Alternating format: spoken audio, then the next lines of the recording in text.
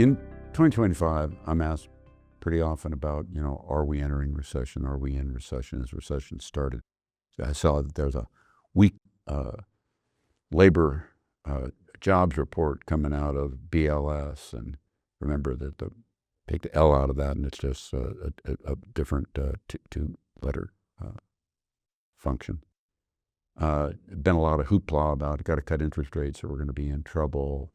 You can go on and on with the things that people worry about, and some of these worries are legitimate. Some of them are ones that I've spoken about in the past. Things like, what will be the impact of the tariffs, etc.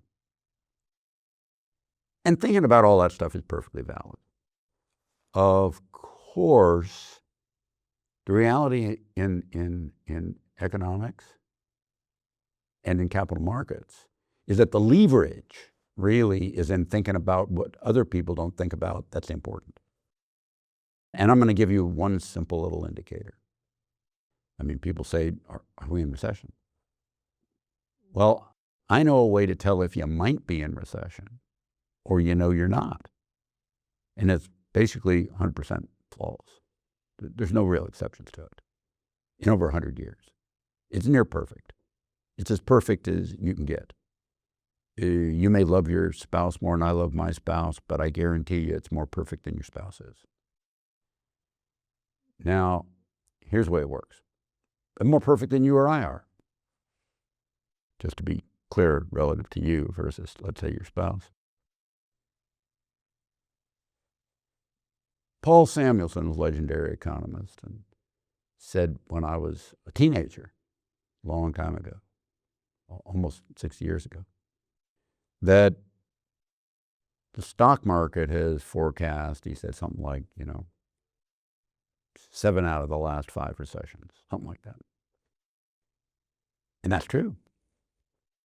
But sometimes the stock market, like in 2022 or 1987, goes down when there's no recession. Here's the part nobody thinks about. You do not ever get a classic business cycle recession, what you think of as a recession. The only exception in my lifetime I'll come back to has been COVID, which was not a normal recession, but more of a government-induced contraction with the lockdowns, where the stock market didn't peak beforehand as measured by the S&P 500, and in more modern times, last 50 years, the world stock market as a whole, the stock market always peaks first.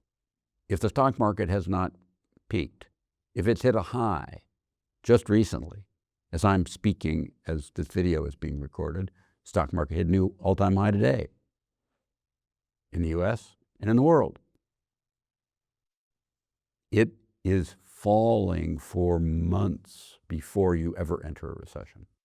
Now, mind you, when you enter a recession, there isn't a bell that goes off that says you're in a recession. That doesn't happen. There's an entity that comes back later and is officially the measure of when a recession begins and when a recession ends. The stock market always falls before a recession starts, and sometimes it falls when it doesn't. But if it hasn't fallen, a recession hasn't started, you've got a few months, because it falls for a few months before you enter a recession.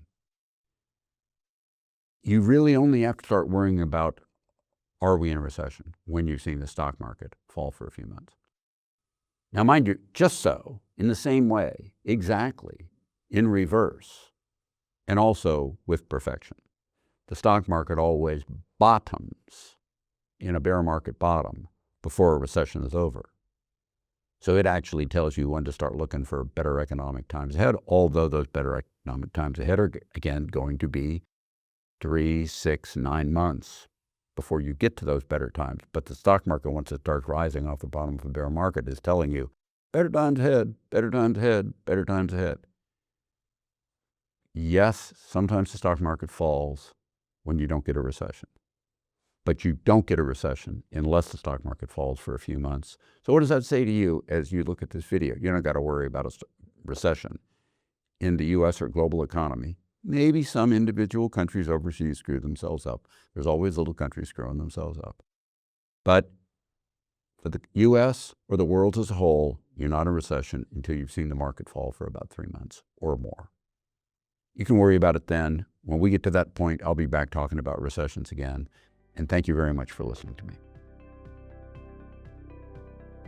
Hi, this is Ken Fisher.